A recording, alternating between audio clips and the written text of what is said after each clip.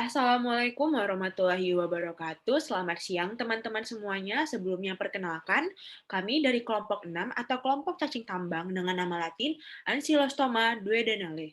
Di sini kami ingin mempresentasikan hasil kerja kelompok kami.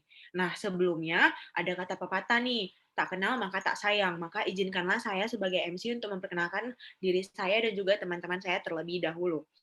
Saya Atea Sabina dengan NIM 21150108.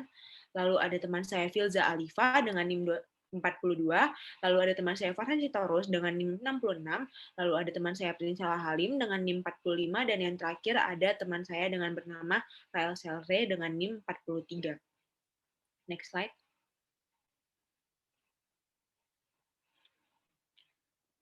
Nah, selanjutnya ada materi mengenai taksonomi dan juga morfologi yang akan dibacakan oleh teman saya Prinsela Halim. Untuk teman saya Prinsela Halim, tempat dan waktu saya persilahkan. Bagian selanjutnya adalah taksonomi. Taksonomi dari cacing tambang ini ada kerajaannya yaitu Animalia, filumnya Nematoda, kelasnya Secernentea, ordonya Strongyloidae, familinya Ankylostomatidae, genusnya Ankylostoma, dan spesiesnya Ankylostoma duodenale. Slide selanjutnya.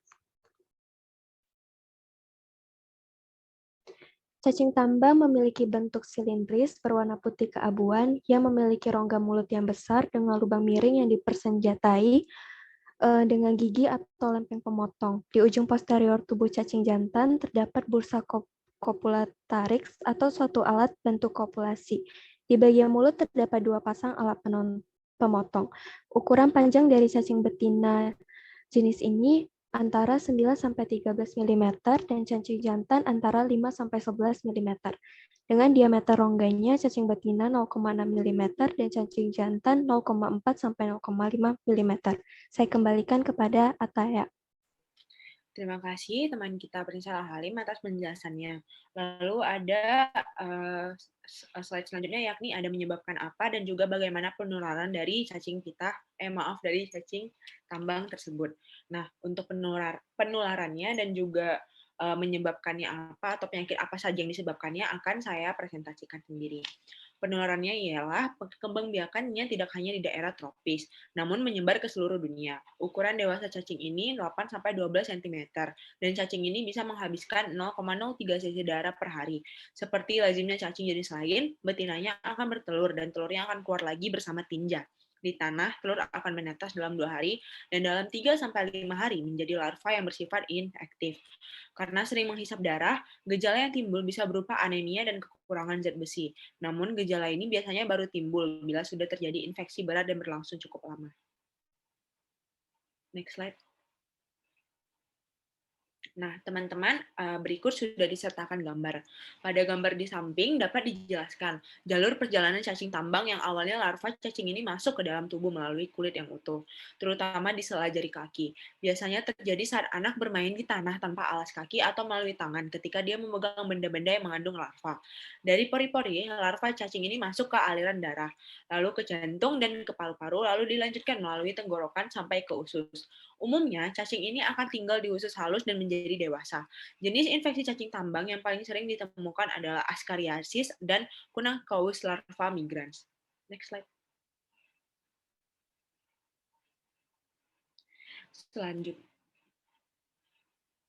Selanjutnya ada epidemiologi yang akan dibacakan oleh Rahel Sere. Yang akan dibacakan oleh Farhan. Baik, terima kasih. Selanjutnya adalah epidemiologi. Epidemiologi ini adalah penyebarannya. Pernah dilaporkan bahwa lebih dari 500 juta manusia di seluruh dunia terinfeksi oleh cacing ini. Namun daerah yang paling tinggi prevalensinya adalah daerah tropis yang lembab dengan hygiene sanitasi yang rendah seperti di Asia Tenggara. Dilaporkan juga bahwa daerah subtropis, daerah yang beriklim sedang dengan kelembapan yang sama seperti tropis, misalnya di tambang memiliki prevalensi yang tinggi juga. Ancylostoma duodenale juga banyak ditemukan di Afrika Utara, daerah lembah Sungai Nil, India, bagian utara serta Amerika Selatan. Next.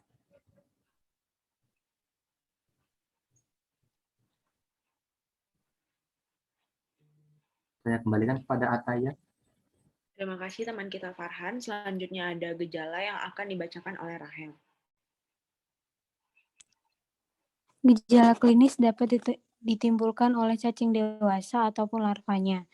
Bila larva infektif menembus kulit dan jumlah larva yang masuk banyak, maka dapat terjadi reaksi alergi terhadap cacing berupa gatal-gatal yang menimbulkan warna merah pada kulit, terbentuk makulopapula dan eritema yang terbatas.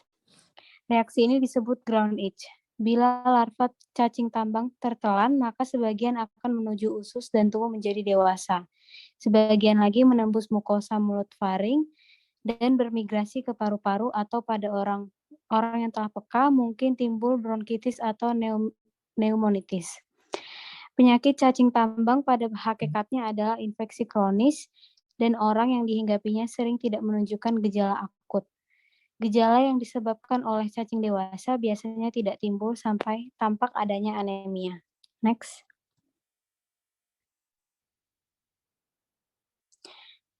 Cacing dewasa hidup di rongga usus halus. Cacing betina dan jantan berkopulasi, kemudian cacing betina bertelur, dan telur keluar bersama tinja. Cacing betina Necator americanus setelah kopulasi mengeluarkan telur sebanyak 9.000 butir, sedangkan Ankylostoma 6 duodenale kira-kira 10.000 butir. Cacing tambang dapat berkembang secara optimal pada tanah berpasir yang hangat dan lembab. Telur di tanah tumbuh dan berkembang menjadi embrio dalam 24-48 jam pada suhu 23-30 derajat Celcius dan menetas menjadi larva. Saya kembalikan kepada Ataya.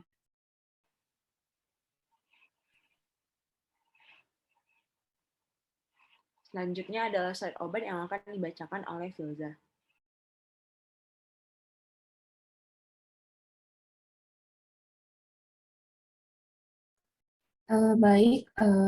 Pengobatan albendazole dapat dikombinasikan dengan obat lain seperti hasil yang ditemukan pada penelitian yang dilakukan oleh Benyamin dan kawan-kawan pada anak sekolah di Pulau Pemba, Tanzania. Pengobatan kombinasi albendazole, oxantelpamoat, dan albendazole ivermectin dapat menurunkan morbiditas cacingan anak dibandingkan dengan anak-anak yang diobati dengan albendazole saja. Ada beberapa macam obat yang mempunyai efek samping yang sedikit digunakan untuk mengobati cacingan, seperti albendazole, mebendazole, ivermectin, nitazosanid, pirantelpamoat, dan levamisole. Ada takaran atau dosis tertentu yang diberikan bagi masing-masing obat tersebut untuk mengobati cacingan. Albendazole merupakan salah satu obat pilihan dalam mengobati cacingan, di mana dalam penggunaannya albendazole diberikan 400 mg dosis tunggal baik untuk orang dewasa maupun bagi anak-anak. Albendazole merupakan obat yang diberikan pada program pengobatan obat massal, di mana obat ini merupakan obat dengan pemakaian dosis tunggal yang sangat efektif dengan tingkat keamanan yang sangat baik dan biaya yang rendah, dan dapat diberikan tanpa perlu dilakukan diagnosis laboratorium sebelumnya. Pemberian obat ini secara massal dilakukan bersamaan dengan program rutin yang dilaksanakan di sekolah-sekolah dalam rangka pengendalian cacingan. Pada penelitian, pemberian albendazole dalam penggunaan pengobatan massal yang telah dilakukan selama bertahun-tahun dalam pengendalian STH di Asia Selatan dan Asia Tenggara terbukti sangat efektif. Terima kasih, saya kembalikan kepada moderator. Terima kasih penjelasannya dari Filza dan juga teman-teman sekalian. Mungkin itu saja yang bisa kami berikan dari kelompok 6 atau kelompok cacing tambang.